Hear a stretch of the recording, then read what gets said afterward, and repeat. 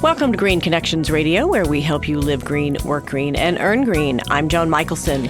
Find us online on greenconnectionsradio.com and like us on Facebook and follow me on Twitter at Joan Michelson and follow Green Connections on Twitter at GreenConnectsDC. Today, we are delighted to have with us the co-author of Creating Social Value, A Guide for Leaders and Changemakers. This is an extremely timely book that everybody needs to read if they care about growing any kind of an economy, not just a green economy, but one that works for everyone. Cheryl Kiser is Executive Director of the Lewis Institute for Social Innovation at Babson College. I'm going to start this discussion by reading a little bit from the foreword, which I think tees this up beautifully.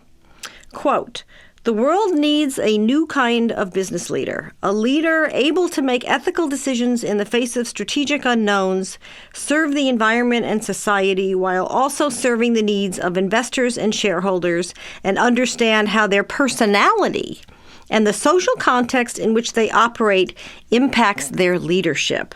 And that is part of a quote from another book by Dr. Greenberg, The New Entrepreneurial Leader, as well as from Cheryl's book.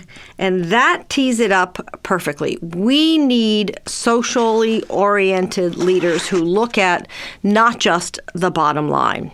Welcome to Green Connections, Cheryl. Thank you very much. It's great to be here. Thank you. What is social value? Isn't it in the eye of the beholder? I mean, I lived in North Dakota, for example, and the farmers there think they are environmentalists because they're farmers.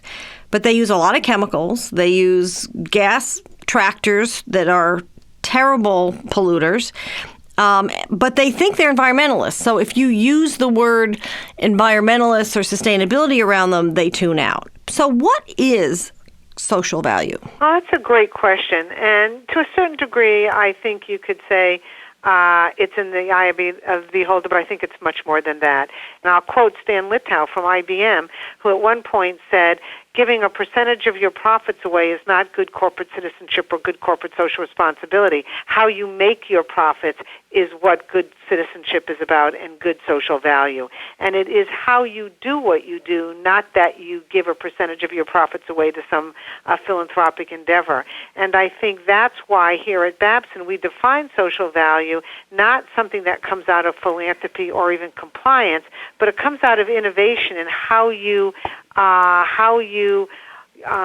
see your products and services as addressing societal dilemmas in a very positive way, and not just through philanthropy, but how you actually make your products, how you deliver your services, how you engage your employees, and how you engage all the stakeholders. The environment is a stakeholder. A very big stakeholder. Your communities are stakeholders. Your employees are stakeholders. The supply chain you're engaged in are stakeholders. And companies respond to those stakeholders differently. And so we look at social value as what are the positive effects that business services, and the business itself has on a whole host of stakeholders. Well, that's interesting. So how does this work in practicality? If you look at some of the people that we have talked to, they have a unique leadership style which combines the new entrepreneurial leader attributes. They're able to look at themselves in context, use who they are and what they know, and they're able to drive social value inside those companies in a way that actually does derive value for the commercial value for the company and social value for a particular societal dilemma. So a great example of beyond philanthropy is Verizon. When years ago they were challenged by the disability community because they weren't making products and services that were meeting those needs. And in the foundation, they actually developed a phone that was given to the disability community for people with impaired hearing. And they created a technology for that. It was so successful that they actually incubated it in the foundation through philanthropy, but then turned it back to be a business value proposition. So those are the kinds of things when we look at social value, that it goes beyond philanthropy, it goes beyond compliance, and it goes to how do you reconfigure relationships and resources in a way that creates value for addressing a societal dilemma. and that it is beyond, as I said, doing good. It's how do you link your products and services in a way that you derive commercial and social value. Great. I like that, and I love that Verizon example. And I would add to your profile of the new leader that it's critical to have communication skills, internally and externally, because you can be the greatest leader and take all of these things into account, but if you can't communicate them and you can't inspire people and you can't influence people, even though you may have authority over them as their boss, if not directly down the line, you're not going to get any action because people will become passive-aggressive and they'll get in your way. That's right. Well, and I think that's a really interesting point because I think we're more connected than ever, but I don't think we're more relational than ever. When I've looked at people and I've had our students interviewing leaders in companies who are successful at driving both commercial and social value through their programs, that they are amazing communicators. They're amazing storytellers. They rely on relationships. They really sense their environment very, very well. They're actually, and I would say, communicators with a big C, not just that they can tell a story or spin something. That when you talk about communication, it's verbal, it's nonverbal. Exactly, and that's my point. So what do you do when profits and value collide? I mean, for example, you talk about Dave Stanges, who's now the Chief Sustainability Officer at Campbell Soup. But he's great. One of the things that intrigued me about the chapter in your book about Campbell's is he talks very openly about the fact that one of his goals was to increase the nutritional value of every single product in Campbell Soup, and he discovered that he can't do that and maintain the profit margin. I mean, my big beef with Campbell Soup is monosodium glutamate. I did a story on 60 Minutes about the dangers of monosodium glutamate, for example, several years ago. But, that's a very telling example. Number one, he admitted it, and in public.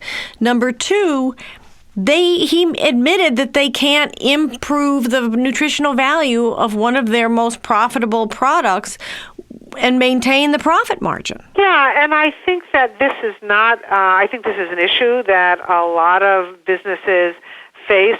I think in Dave's case, because I know him well and I know his values and what he's trying to drive, I think people like Dave who are entrepreneurs inside or positive disruptors, they will try to find avenues by which, and he talks about destination goals. He knows where he's heading. He knows where the values are that he's heading towards. And a part of his role is to work inside the company to keep moving that needle as far as it can go. I don't think change happens easily, and I see, and particularly with food industries, it does take a long time. Well, and also, frankly, us consumers are to blame because the cost would be too high and the market is not buying it at the same level that they buy the garbage. That's right, and I think that what we say we want and how we purchase things are very, very different. And so what we intend and what we would like to think we do and what we do are still trying to catch up. But I do think that's not a bad thing. It's just that I think we all aspire to a certain set of values, and sometimes it takes us longer to get there in terms of our behaviors. So it goes back to what you just said. It's around behaviors. But people like Dave and other people who are transparent about what they're trying to do actually are pushing the needle in ways because they have huge credibility and know how to work inside to try to understand what the limits are and what the limits are not. Let me get back to your social value creation model. Your parts are design, new products, leadership, sustainability systems, reimagining the purpose of the business, which is fascinating to me, community and nation building, new markets, and design. Talk about reimagining the purpose of the business. Is that what you were saying before about there's all these other stakeholders, as i.e. the environment is a stakeholder now? It's not just your employees and your investors and your customers? Yeah, I think Preserve is a great example, and I think Grayston Bakery, probably a lot of people might not know, Grayston Bakery is the bakery that makes the brownies in all of Ben & Jerry's ice creams and, in fact, most ice creams. And what they say is they are completely committed to hiring and employing the traditionally unemployed. So people who are just incarcerated and come out of prison can walk through the door with no resume, and I think it's first come, first serve, and if they have a job opening, they hire you. You have to prove them wrong as opposed to prove you're right for the job. And I think if I have it right, that the quote is, we bake brownies to hire people, we don't hire people to bake brownies. And so that's reimagining the purpose of business. They are completely in business so they can create economic and social impact in the community in Yonkers where they are, and they do an amazing, in fact, that's what they do. They are building a community. Just in closing, one of the trends that you talk about that is most interesting to me is this idea of what I call co-opetition, or partnering. You describe it as partnering with your competitor. I think everybody brings huge value to the table, and it goes back to a notion that we have here at Babson called the uncommon table, and that is you bring the unusual suspects with the usual suspects to the table. It also, just to step back, Joan, what it does is it builds on the notion that we're an abundant society, not a society based on scarcity. So if we believe we're abundant, that, there's no limitation to innovation, no limitation to great ideas, if you can learn from your competitors, if businesses can learn from the not-for-profits that they give money to around solving a social issue, if we bring in people that we normally had on the other side of the fence as part of the value proposition and look at their contribution in different ways, it is a win-win. That's perfect. I really enjoy that. Well, thank you so much. The book, again, is Creating Social Value, A Guide for Leaders and Changemakers, and this is my conversation with Cheryl Kiser of Babson College, Executive Director of the Lewis Institute for Social Innovation at Babson College. Thank you so much for joining us, Cheryl, and I'll be right back with what I heard Cheryl say. Thank you very much. Well, thank you so much to Cheryl Kiser. That was really an amazing discussion. Let me tell you what I heard Cheryl say. First of all, that there's higher expectations on leaders. You talked about the entrepreneurial leader that considers all stakeholders, and I love this idea of considering the environment as a stakeholder. I think that's a perfect framing, and the focus on a positive impact on all of your stakeholders is critical. I also like the idea of this entrepreneurial leader as being nimble and being able to respond to the market and do as much as they can and keep pushing the envelope. It is up to us consumers. It all goes back to us consumers. We drive the market. Your choice matters. Put your money where your values are. I also like that she talked about having all voices at the table, even of dissent. I love this idea of the uncommon table, where you have people, you have to be willing to listen to people of different points of view. We need to have all voices at the table. We need to be open-minded. I also like the idea of thinking systematically. It's how you produce the product, how you market the product, not just what the product does, but it's the entire life cycle and the impact on all the various stakeholders and all the people along the way. This phone example from Verizon is wonderful, that the foundation started out with making a phone for the disabled, which then became a viable, profitable product and moved from foundation to market. I think that's a great idea. In closing, I'll say I think the new generation of leaders will be really, really fascinating to watch because they're growing up with a whole different dynamic. They're growing up with the internet. They're growing up with new social dynamics. They're growing up with social responsibility as part of the paradigm. And they're growing up, frankly, with different gender role relationships. All of their mothers have been working in one way or another. All of their sisters and aunts and grandmothers, etc. They've been surrounded with women working. They've been surrounded by people of all persuasions making creative choices with their lives.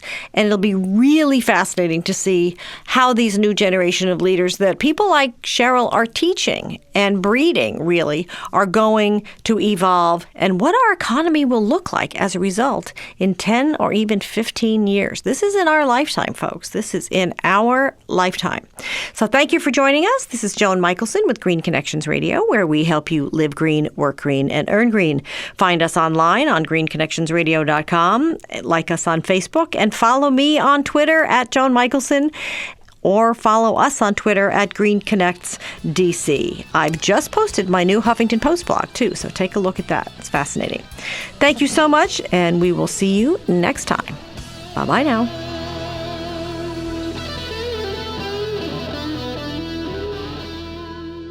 Capital Audio Post, your one-stop shop for your post-production needs. 703-712-8757. Our services include video editing, sound design, sound mixing, ISDN recording, and many other media-related services. Let us finish your project no matter where you are, across the U.S. or across the world. Go to www.capitalaudiopost.com. Call us at 703-712-8757. Let us know how we can help you finish your production.